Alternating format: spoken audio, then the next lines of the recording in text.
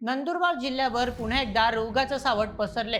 नवापूरच्या 3 poultry form मधून आलेला तो एक रिपोर्ट आणि संपूर्ण जिल्ह्याची झोप उडाली आहे। 2006 साल आठवतंय का, जेव्हा नवापूरच्या रस्त्यांवर शुकशुकाट होता आणि हजारो कोंबड्यांना जमिनीत गाडलं जात होतं। तोच काळ, तोच भयानक थरार पुन्हा एकदा आपल्या उंबरठ्यावर येऊन उभा ठाकलाय। भोपाळच्या लॅबमधून आलेल्या रिपोर्टने स्पष्ट केलंय की नंदुरबारमध्ये बर्ड फ्लूने पुन्हा डोकं वर काढले। जर तुम्ही फिटनेस फ्रीक असाल, जिम मध्ये घाम गाळत असाल आणि प्रोटीनसाठी अंडी किंवा चिकनवर अवलंबून असाल तर थांबा, ही बातमी तुमच्यासाठी धोक्याची घंटा आहे। तुमची आजची डिश तुमच्या आरोग्यासाठी जीवघेणी ठरू शकते। प्रशासनाने संबंधित ठिकाणी 3 किलोमीटरचा परिसर कंटेनमेंट झोन म्हणून जाहीर केलाय। आता या संसर्गाने मानवी आरोग्याला असणारा धोका टाळण्यासाठी आरोग्य विभागाकडून गाईडलाईन जारी करण्यात आली आहे। या बातमीमुळे पोल्ट्री व्यावसायिकांचे धाबे दणाणले असून लाखो रुपयांचे नुकसान डोळ्यात देखत पाहण्याची परिस्थिती निर्माण झाली आहे। तर नेमकं काय आहे हा बर्ड फ्लूचा संसर्ग? या फ्लू पासून वाचण्यासाठी नेमकी कोणती काळजी घेणे आवश्यक आहे? तर चला सर्व काही जाणून घेऊया आजच्या या व्हिडिओमध्ये। आजच्या बातमीचे लेखक आहे मेहुल मराठे। तर मित्रांनो, नंदुरबार जिल्ह्यातील नवापूर तालुक्यात बर्ड फ्लूचा उद्रेक झाला आहे।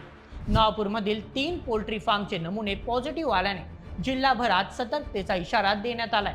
याच पार्श्वभूमीवर जिल्हा प्रशासनाने अत्यंत तातडीने पुढील उपाययोजना हाती घेतल्या आहेत। तर नेमकं झालं असं की दिनांक 12 आणि 13 एप्रिल रोजी नवापूरमधील काही पोल्ट्री फार्ममध्ये कोंबड्यांचा संशयास्पद पद्धतीने मृत्यू झाल्याचे आढळून आले होते।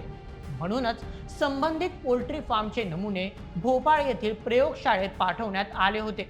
यानंतर आता नवापूरमधील तब्बल 3 पोल्ट्री फार्मचे अहवाल पॉझिटिव्ह आल्याची माहिती जिल्हाधिकारी डॉक्टर मिथाली सेठी यांच्याकडून सांगण्यात आली आहे।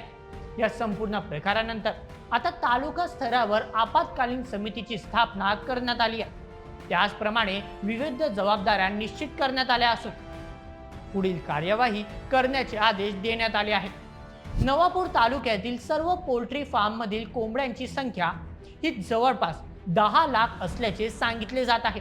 म्हणूनच संसर्गाचा धोका अधिक असल्याने परिस्थितीची गंभीरता लक्षात घेऊन जिल्हा प्रशासनाने आता कडक पावले उचलली आहेत। या फ्लू पासून बाधित असलेल्या 3 पोल्ट्री फार्मसह 1 किलोमीटर परिसरातील 6 पोल्ट्री फार्ममधील जवळपास 1,40,000 कोंबड्यांना सायंटिफिक पद्धतीने नष्ट केले जाणार आहे। यासोबतच 3 किलोमीटरचे क्षेत्र कंटेनमेंट झोन आणि 5 किलोमीटरचे क्षेत्र बफर झोन म्हणून जाहीर करण्यात आले। त्यामुळे आता नवापूरमधील सर्व पोल्ट्री फार्मचे नमुने तपासणीसाठी पाठवण्यात आले आहेत। दरम्यान सुदैवाने या आजारामुळे आतापर्यंत नंदुरबार जिल्ह्यात एक देखील मानवी जीवितहानी न झाल्याचे स्पष्ट झाले आहे। पण मित्रांनो, नंदुरबार आणि बर्ड फ्लू यांचे फार जुने नाते आहे, कारण याआधी देखील 2006 आणि 2021 यावर्षी नवापूर तालुक्यात बर्ड फ्लूचा उद्रेक झाला होता।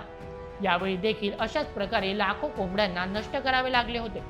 सोबतच लाखोंच्या संख्येत अंडी देखील नष्ट केली गेली। म्हणूनच त्यावेळी नवापूरमधील पोल्ट्री फार्म उद्योगाला मोठा फटका बसला होता। आता अशातच जर पुन्हा एकदा बर्ड फ्लूचा प्रादुर्भाव वाढला तर नंदुरबार जिल्ह्यातील पोल्ट्री उद्योगाचे कंबरडे पूर्णपणे मोडणार आहेत। नवापूर तालुका हा गुजरात राज्याच्या सीमेला लागून आहे। म्हणूनच या ठिकाणाहून महाराष्ट्रासह गुजरात राज्यात मोठ्या प्रमाणात अंडी पुरवठा केला जातो। पण बर्ड फ्लूच्या संसर्गामुळे आता या व्यवसायाला आळा बसण्याची शक्यता वर्तवली जात आहे।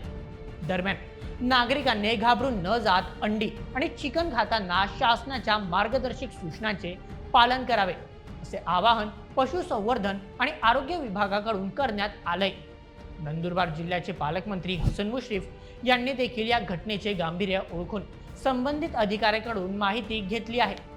सोबतच संपूर्ण परिस्थितीवर बारकाईने लक्ष ठेवण्याच्या सूचना दिल्या आहेत। बर्ड फ्लूच्या पार्श्वभूमीवर नंदुरबार जिल्ह्याला लागून असणाऱ्या धुळे आणि जळगाव या जिल्ह्यांना देखील सतर्कतेच्या सूचना देण्यात आल्या आहेत। म्हणून आता काही दिवस अंडी आणि चिकन बंद ठेवले तर योग्य राहील, असे मत नंदुरबार जिल्ह्यातील स्थानिक नागरिकांनी व्यक्त केलंय।